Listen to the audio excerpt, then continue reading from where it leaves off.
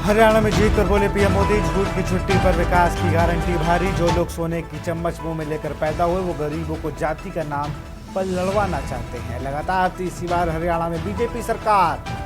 Half के बाद भी नहीं हुई साफ। हरियाणा में बीजेपी की जीत से टूटे कई ट्रेड। जम्मू कश्मीर में नेशनल कॉन्फ्रेंस और कांग्रेस गठबंधन को बहुमत। बीजेपी को मिली 28 सीटें। उमर अब्दुल्ला होंगे नए सीएम। आपके प्रत्याशी ने दर्ज की जीत। कोलकाता रेप मर्डर केस में 6 जूनियर डॉक्टरों का अनशन चौथे दिन जारी। कल देश भर में डॉक्टर्स करेंगे भूख हड़ताल। मुंबई की पहली अंडरग्राउंड मेट्रो की शुरुआत। फेज 1 के तहत बांद्रा कुर्ला कॉम्प्लेक्स से आरे के बीच चली मेट्रो। मेघालय में बाल लैंडस्लाइड का कहर। मरने वालों की संख्या 17 हुई।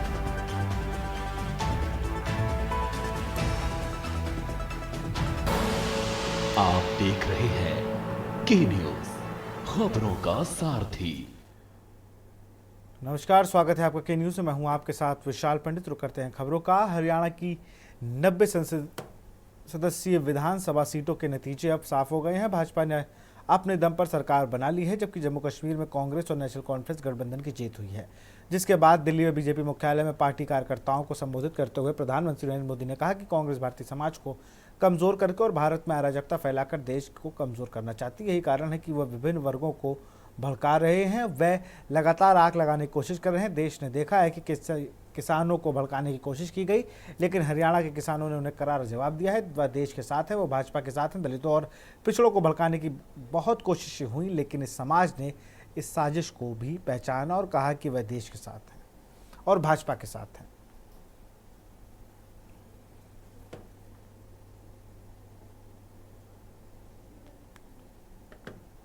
जम्मू कश्मीर में दशकों के इंतजार के बाद आखिरकार शांतिपूर्वक चुनाव हुई।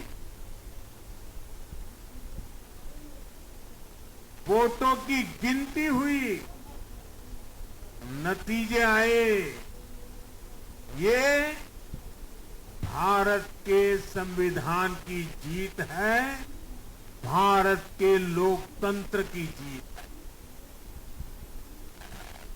जम्मू कश्मीर के लोगों ने नेशनल कॉन्फ्रेंस और उनके गठबंधन को ज्यादा सीटें दी। मैं उन्हें भी शुभकामनाएं देता हूं। वोट प्रतिशत के हिसाब से देखें तो जम्मू कश्मीर में जितनी भी पार्टियां चुनाव लड़ रही थी, उसमें वोट शेयर के हिसाब से भाजपा सबसे बड़ी। सिंह सैनी का कद भी बहुत बढ़ गया है। चुनावी नतीजों से साफ हो गया है कि बीजेपी लगातार तीसरी बार हरियाणा में सरकार बनाएगी। एग्जिट पोल के दावों को सिरे से खारिज करते हुए बीजेपी ने हरियाणा में हैट्रिक लगा दी है। लाडवा सीट से नायब सिंह सैनी ने कांग्रेस के मेवा सिंह को 16,054 वोटों से हराकर जीत हासिल की है।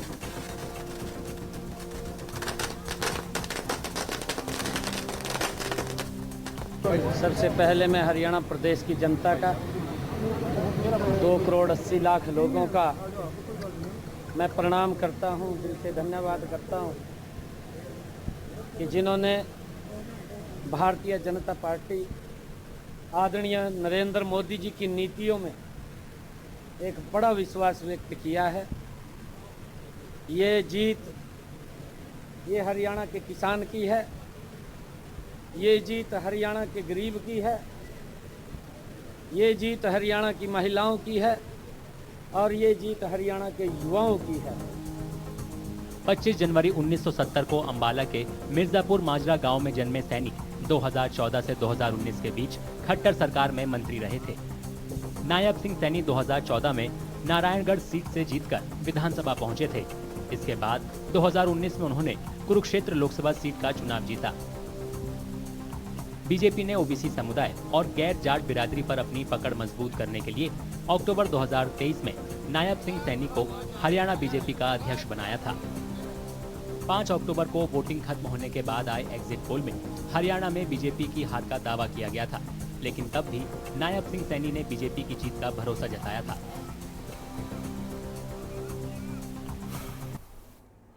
जम्मू कश्मीर में हुए विधानसभा चुनाव के नतीजे मंगलवार को आ गए। केंद्र शासित प्रदेश में 10 साल बाद हुए चुनाव में नेशनल कॉन्फ्रेंस और कांग्रेस के गठबंधन ने बहुमत का आंकड़ा पार कर लिया। नेशनल कॉन्फ्रेंस 42 और कांग्रेस 6 सीटें जीत गई। सीपीएम को भी एक सीट मिली। जम्मू रीजन में 28 सीटें जीतकर बीजेपी अब मुख्य विपक्षी दल बन गई है। इस रिपोर्ट को देखें। जम्मू कश्मीर के असरदार अब्दुल्ला परिवार के उमर अब्दुल्ला दूसरी बार मुख्यमंत्री बनने और परिवार की विरासत को आगे बढ़ाने के लिए पूरी तरह तैयार हैं। हाल ही में हुए लोकसभा चुनावों में शर्मनाक हार के बाद विधानसभा चुनावों में साख की लड़ाई लड़ रहे उमर अब्दुल्ला बड़गाम और गांदरबल सीट से खुद को आजमाने उतरे थे। उन्होंने दोनों ही सीटों पर शानदार जीत हासिल की। कश्मीर के लोगों की खिदमत करने का दोबारा एक मौका जो है हासिल हुआ है। जम्मू कश्मीर नेशनल कॉन्फ्रेंस को पिछले 5 साल से खत्म करने की मुकम्मल कोशिश की गई। यहाँ बहुत सी ऐसी तंजीमें खड़ी की गई जिनका मकसद था नेशनल कॉन्फ्रेंस को खत्म करना, लेकिन अल्लाह का फजल है कि जो हमें खत्म करने के लिए आए थे मैदान में, वो खुद ही मतलब उनका कोई नामो निशान नहीं रहा। लेकिन हमारी जिम्मेदारियां बढ़ जाती हैं।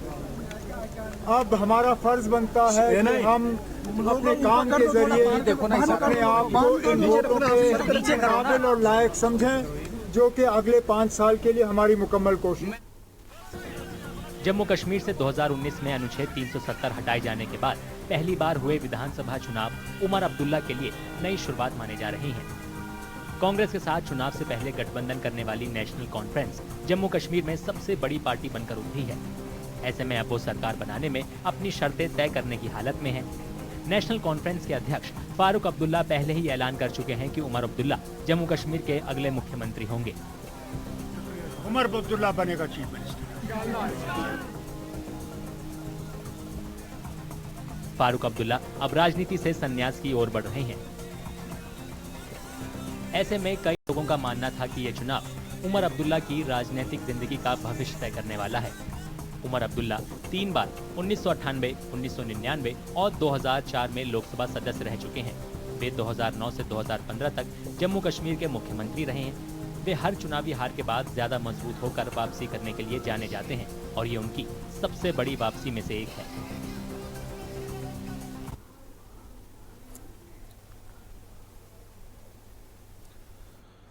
गाय के साथ लाखों लोगों की भावनाएं जुड़ी होती हैं। यही वजह है कि छत्तीसगढ़ के करवधा गांव में गाजे बाजे के साथ एक गाय का अंतिम संस्कार किया गया। हिंदू धर्म में गाय को माता की तरह पूजा जाता है। उसके दूध से लेकर गोबर तक को इस्तेमाल में लाया जाता है। गाय के साथ लाखों लोगों की भावनाएं जुड़ी होती हैं। यही वजह है कि छत्तीसगढ़ के करवधा गांव में गाजे बाजे के साथ एक गाय का अंतिम संस्कार किया गया। इस रिपोर्ट को देखिए। छत्तीसगढ़ के कवर्धा में गाजे बाजे और उत्साह की ये तस्वीरें गाय के अंतिम संस्कार की हैं। राजू पांडे नाम के एक शख्स ने बड़े धूमधाम से अपनी गाय का अंतिम संस्कार किया। कार्यक्रम में बड़ी संख्या में मोहल्ले के लोगों ने हिस्सा लिया। राजू बताते हैं कि गाय सिर्फ उनके लिए जानवर नहीं थी, बल्कि उनके परिवार के सदस्य की तरह थी। इलाके के लोग भी उसे बेहद प्यार करते थे।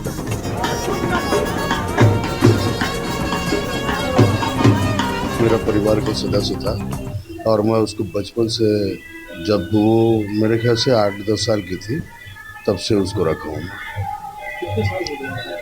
हाँ, लगभग उसको 20 साल हो गई थी और हमारे परिवार में सभी लोग उसको बहुत प्यार करते थे। और हम लोग, मैं तो सिर्फ मेरा नाम चलता था कि राजू पांडे का गाय है, लेकिन पूरा मोहल्ला उसको बहुत लाड प्यार से रखे थे। हर कोई उसके लिए खाना घर में बचा के रखते थे। राजू की कोशिश लोगों को ये मैसेज देने की है कि वो अपनी गायों को बच्चों की तरह समझें और उनकी अच्छी तरह देखभाल करें। यही संदेश दूंगा कि उनका अंतिम संस्कार, क्योंकि हम उनका दूध पीते हैं, मुझे तो आज तक एहसास नहीं हुआ कि दुलौरिन जो मेरे गाय थी वो मेरे को पाल रही थी या मैं उनको पाल रहा था, क्योंकि उनका दूध पी के मैं बड़ा हुआ हूँ और उनका सेवा करते करते वो बड़ी हुई है। तो मेरे समझ में ही नहीं आया। इसी प्रकार हर किसी के घर में अपना बच्चा समझकर गाय का सेवा करे और पालना चाहिए और अंतिम संस्कार करे। तो ऐसा नहीं, अंतिम संस्कार इसी टाइप की होना चाहिए। बस यही संदेश है। गाय के अंतिम संस्कार का एक वीडियो सोशल मीडिया पर वायरल हो रहा है। इसमें कई लोग राजू पांडे के इस नेक काम की सराहना कर रहे हैं।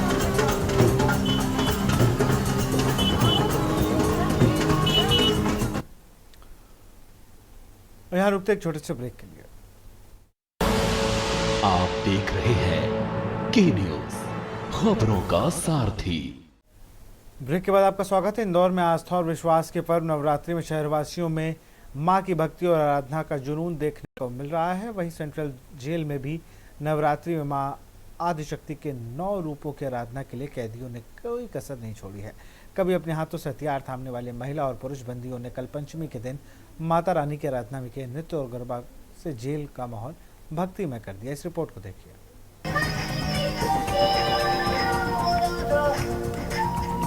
मध्य प्रदेश में इंदौर सेंट्रल जेल के कैदी 9 दिन तक चलने वाले नवरात्र को धूमधाम से मना रहे हैं। इस दौरान जेल परिसर में कैदियों ने कई सांस्कृतिक कार्यक्रमों का आयोजन किया। कैदियों के किए गरबे को लोगों ने काफी पसंद किया।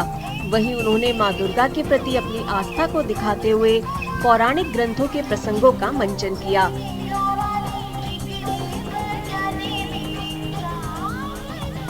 जेल अधिकारी अलका सोनकर बताती हैं कि महिला और पुरुष कैदी पिछले 3 साल से इस तरह का आयोजन करते आ रहे हैं। गरबा एक ऐसा माध्यम है जो माताजी को अति प्रिय है, तो हमारे बंदी भाई बहनों का भी एक उनके चाह थी कि जेल में भी गरबे जो है हम लोग करना चाहते हैं। तो विगत 3 साल से हमारे यहाँ पे जो है जेल में गरबों का आयोजन हम लोग कर रहे हैं और जिसमें पुरुष और महिला बंदी भाग लेते हैं। जेल अधीक्षक अलका सोनकर का कहना है कि गरबा और नवरात्र के दौरान कैदियों को जेल प्रशासन खास भोजन मुहैया कराता है।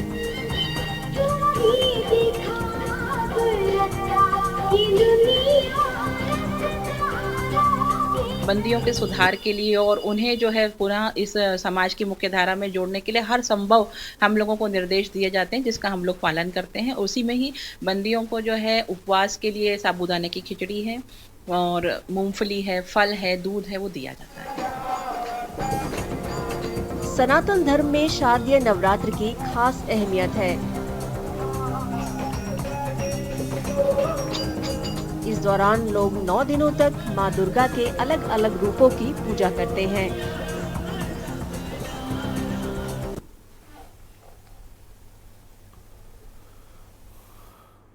आर्थिक दिक्कतों से जूझ रहे मालदीव को शरिया अनुपालक सुकूक पर भुगतान का संकट भी सता रहा है। इसी बीच मालदीव के मुइज़्ज़ू सरकार ने अपना ध्यान भारत के संबंधों को मजबूत करने पर केंद्रित कर दिया है। सोमवार को मालदीव के राष्ट्रपति ने नई दिल्ली में भारतीय प्रधानमंत्री नरेंद्र मोदी के साथ द्विपक्षीय वार्ता के दौरान वित्तीय सहायता देने के लिए भारत को धन्यवाद किया। इस रिपोर्ट को देखिए। आर्थिक दिक्कतों से जूझ रहे मालदीव को शरिया अनुपालक सुकूक पर भुगतान का संकट भी सता रहा है। इस बीच मालदीव की मुइज़्ज़ू सरकार ने अपना ध्यान भारत के साथ संबंधों को मजबूत करने पर केंद्रित कर दिया है। सोमवार को मालदीव के राष्ट्रपति डॉक्टर मोहम्मद मुइज़्ज़ू ने नई दिल्ली में भारतीय प्रधानमंत्री नरेंद्र मोदी के साथ द्विपक्षीय वार्ता के दौरान वित्तीय सहायता देने के लिए भारत को धन्यवाद अदा किया। मुश्किल वक्त में भारतीय स्टेट बैंक ने सब्सक्राइब किए गए कुल $100 मिलियन के टी बिल शामिल हैं, जिससे मालदीव की अर्थव्यवस्था को बड़ी सहायता मिली है।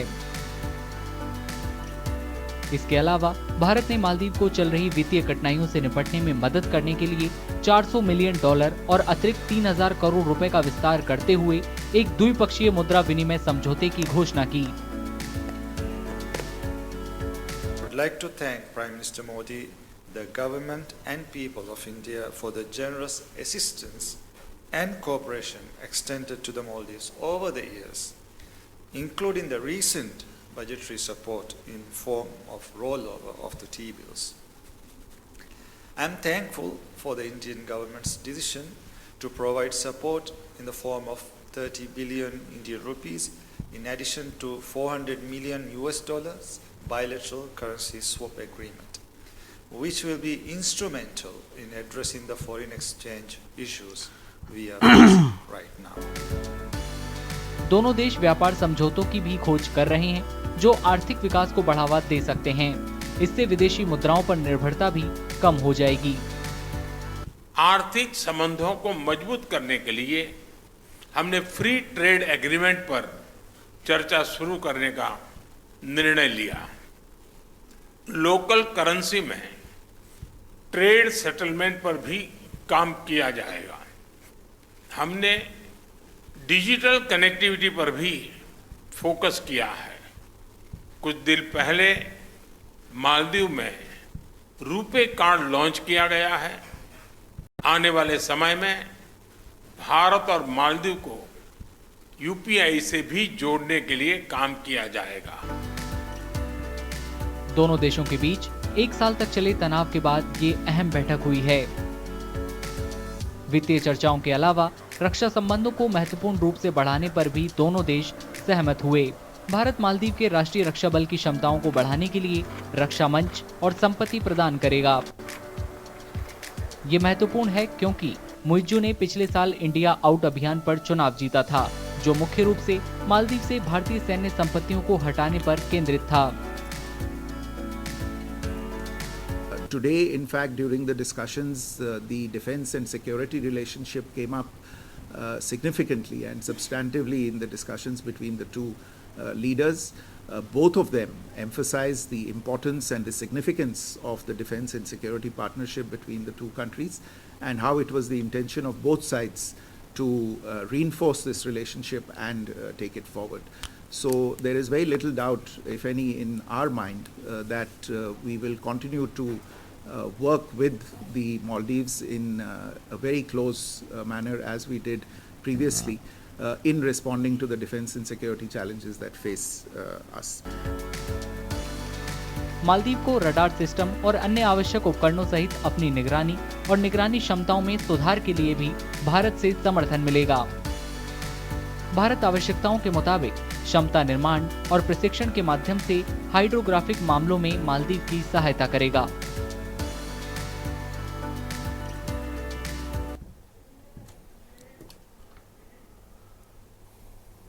और यहाँ रुकते एक छोटे से ब्रेक के लिए। आप देख रहे हैं के न्यूज, खबरों का सारथी। ब्रेक के बाद आपका स्वागत है। अमरोहा से खबर है, छात्रा की एसिड अटैक से मौत का मामला, परिजन कर रहे हंगामा। छात्रा का शव पहुंचा गांव पथरा, छात्रा के परिजनों ने अंतिम संस्कार करने से किया इनकार। परिजन कर रहे हंगामा, छात्रा का शव पहुंचा गांव पथरा।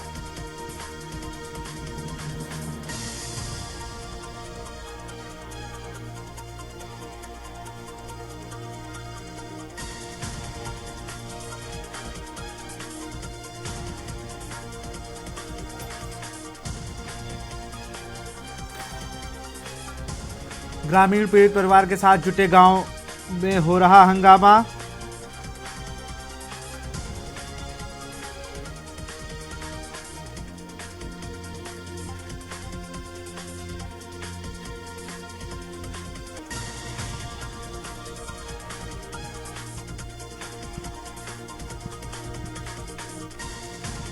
परिजन कर रहे हंगामा, छात्रा का शव पहुंचा गांव पथरा। पुलिस ने बिना खुलासा किए पिता पुत्र को भेजा जेल। थाना रहरा क्षेत्र के गांव पथरा का ये पूरा मामला।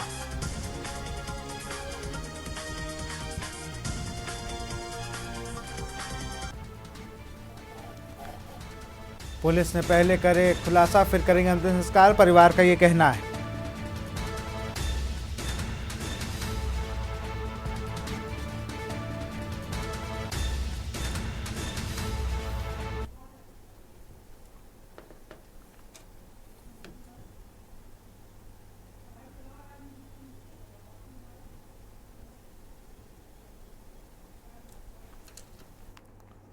खबर जालौन से है, जहां पिछले कई दिनों से लगातार टूटी सड़कों को लेकर लोग सड़क पर हैं, लेकिन आज तक गड्ढा मुक्त सड़क ना बन सकी।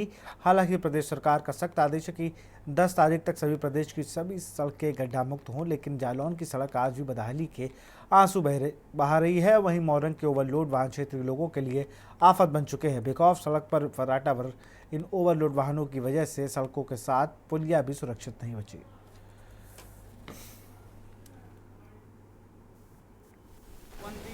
सख्त निर्देश है कि जो बरसात में गड्ढे हुए हैं वो 10 तारीख तक पूरी किए जाएं।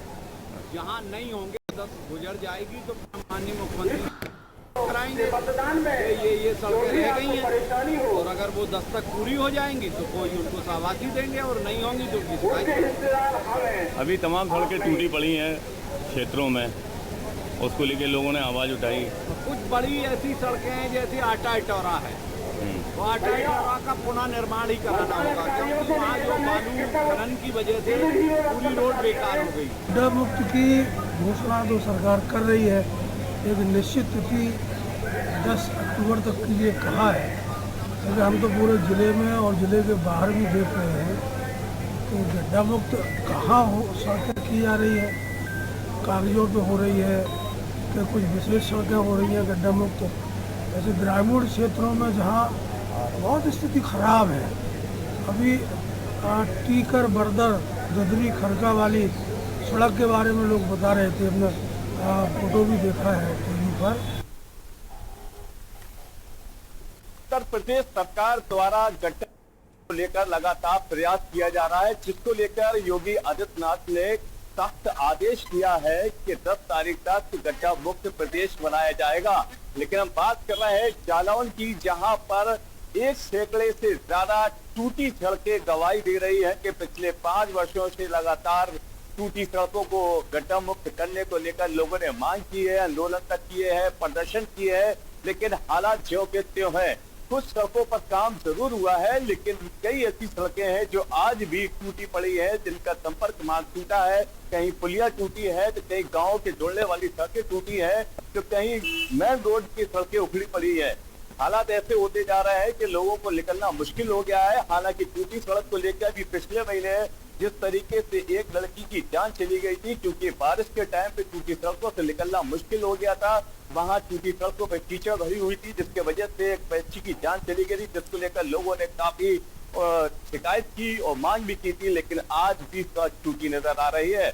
यहाँ माना कि कई ऐसे गाँव हैं जो मोरम के ट्रक भर के वहां से गुजरते हैं, क्योंकि यहाँ पर गुजरने वाले जो सड़कें हैं, जो जिस तरीके से सड़कों पे मोरम निकल रही है, क्योंकि सड़कों पे ओवरलोडिंग चल रही है, तो कहीं ना कहीं सड़कें और खस्ता हालत होती जा रही है। अब देखना ये होगा कि सरकार का आदेश कब तक पालन किया जाता है, कब इसको पीडब्ल्यूडी वाले सड़कों को बनाते हैं या नगर पालिका वाले जिनके क्षेत्र में जो सड़कें आती है कब तैयार करते हैं, ये आने वाला वक्त बताएगा। बहरहाल टूटी सड़कों से निजात नहीं मिल रहा है। कैमरा पर्सन मनीष पांडे के साथ माजिद अरमान, न्यूज़ जालौन। बुलंदशहर में और बुलंदशहर में बात करते हैं सड़कों की, जो खबर बुलंदशहर से, जहां सरकार और शासन के दावों को मुताबिक सड़कों को गड्ढा मुक्त बनाने पाना मुश्किल नहीं असंभव दिख रहा है। पहले से बदहाल सड़कों को बारिश ने अधिक दुर्घटनाग्रस्त कर बनाया है। चौकी नहीं, ये बुलंदशहर जिले की ही सड़कें हैं। सड़कों के गड्ढे न सिर्फ आवागमन की मुश्किलें बढ़ाते हैं, बल्कि एक्सीडेंट का भी कारण बन रहे हैं। बुलंदशहर में और बुलंदशहर में बात करते हैं सड़कों की, जो सड़कें इस कदर बनी हुई हैं कि ना जानो सड़कों में गड्ढे हैं या गड्ढे में सड़कें हैं। जबकि उत्तर प्रदेश के मुख्यमंत्री ने 10 अक्टूबर तक सभी सड़कों को गड्ढा मुक्त करने का वादा किया था, लेकिन देखा जा रहा है कि जनपद बुलंदशहर में तमाम सड़कें जिस तरह से टूटी हुई हैं, तो कहीं ना कहीं जो उत्तर प्रदेश के मुख्यमंत्री हैं या जो नीचे स्थानीय अधिकारी हैं या नेता हैं, उनकी पोल खोलते हुए साफ साफ दिखाई दे। मेरे साथ ही देखिए यहाँ स्थानीय लोग मौजूद हैं, हम इनसे बात करते हैं किस तरह की परेशानी है। क्या नाम है? नरेश प्रधान नाम है जी। अरे प्रधान जी, ये जो सड़क तमाम टूटी हुई पड़ी है, किस तरह की दिक्कतें आती हैं? दिक्कत तो अब ये मान लीजिए कि अब तो थोड़ा सा बारिश भी नहीं हुई है, उससे पहले तो बहुत कई ट्रियाँ, गाड़ी, ट्रक ये फंस जाते थे, और कई ट्रियाँ तो पलटी थी और कई लोगों को चोट भी लगी थी। अच्छा, क्या लगता है तुमको, जिस तरह से 10 अक्टूबर तक गड्ढा मुक्त की बात की है, कल 10 अक्टूबर है, क्या लगता है आपको? 10 अक्टूबर तक मुझे तो दिखाई नहीं दे रहा कि भाई यहाँ पर पूरे बुलंदशहर में क्या, शिकारपुर में तो बहुत ही बुरी स्थिति है। शिकारपुर में तो 10 अक्टूबर तक किसी रोड पर कोई काम ही नहीं हुआ, जबकि ये मेन रोड है, शिकारपुर में जाने का रास्ता है पूरी तरह से, और इस पर विधायक जी, सांसद जी डेली हर तीसरे दिन निकलते हैं, लेकिन किसी का भी इसकी तरफ कोई ध्यान नहीं है। और यहाँ की जो जनता है वो बहुत परेशान है, और जो कॉलोनी वाले लोग हैं उनमें पानी निकासी कोई सुविधा भी नहीं है यहाँ पर। और जबकि नगर पालिका से हर कॉलोनी वाले ने अपना हाउस टैक्स भी दे रहे हैं, कहीं ना कहीं परेशानी है। बहुत परेशानी। दादा आप क्या कहेंगे रोड को लेकर? देखो जी भाई जी, ये दो यहाँ 3 स्कूल बने हुए हैं, आप भी सब देख रहे हो, बेटा बहन बेटी सभी आते हैं, उनके कपड़े ही गंदे हो जाते हैं। अब ये तो जब नेताजी आते हैं वोट मांगने को, हम आपकी मदद करेंगे, आज हमारा 1 किलोमीटर का टुकड़ा नहीं हो रहा है, तो कहीं ना कहीं परेशानी है। परेशानी कितनी है कि किसी माता बहन से पूछ कर ले लीजिएगा, हमसे नहीं। लोग बहुत ही ज़्यादा परेशान हैं। अनिल मीना के इंडिया बुलेंसर। खबर जालौन से है, जहां कौमी एकता संगठन की एक जनसभा हुई जिसमें भारी तादाद में मुस्लिम समुदाय के लोगों ने भाग लिया। सभी ने एक सुर में समाजवादी पार्टी के वर्तमान जिलाध्यक्ष दीपराज गुर्जर को विरोध करते हुए समुदाय विरोधी बताया और सपा के आला नेताओं से अनुरोध करते हुए तत्काल प्रभाव से सपा जिलाध्यक्ष को पार्टी से हटाने की बात कही, जिसमें उन्होंने कहा कि समाजवादी पार्टी जिलाध्यक्ष दीपराज गुर्जर मुस्लिम विरोधी गतिविधियों पर कार्य करते हैं और इसको लेकर मुस्लिम समुदाय में अच्छा खासा नाराजगी देखी गई है।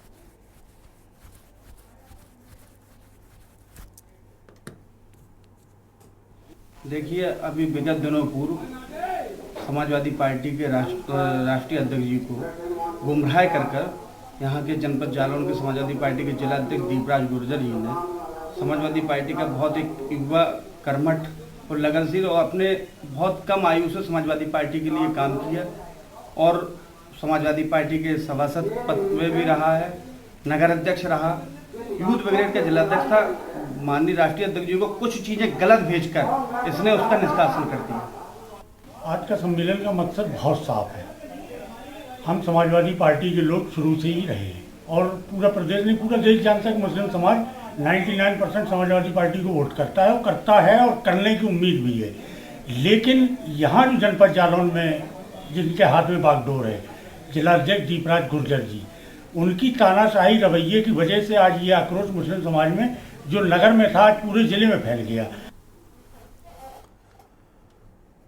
खबर उन्नाव जनपद से है, जहां हसनगंज तहसील के अधिवक्ता रजिस्ट्री कार्यालय फैले भ्रष्टाचार के खिलाफ कार्यालय के बाहर दरी बिछाकर मुर्दाबाद के नारे लगाए। हसनगंज तहसील परिसर में स्थानीय उप निबंधक कार्यालय में फैले भ्रष्टाचार के खिलाफ हसनगंज तहसील के एक सैकड़ा अधिवक्ता दरी बिछाकर कार्यालय के बाहर बैठ गए, जिसमें अधिवक्ताओं ने मुर्दाबाद के नारे लगाए। अधिवक्ता प्रमोद यादव ने बताया कि रजिस्ट्री ऑफिस में बड़े पैमाने पर भ्रष्टाचार फैला हुआ है।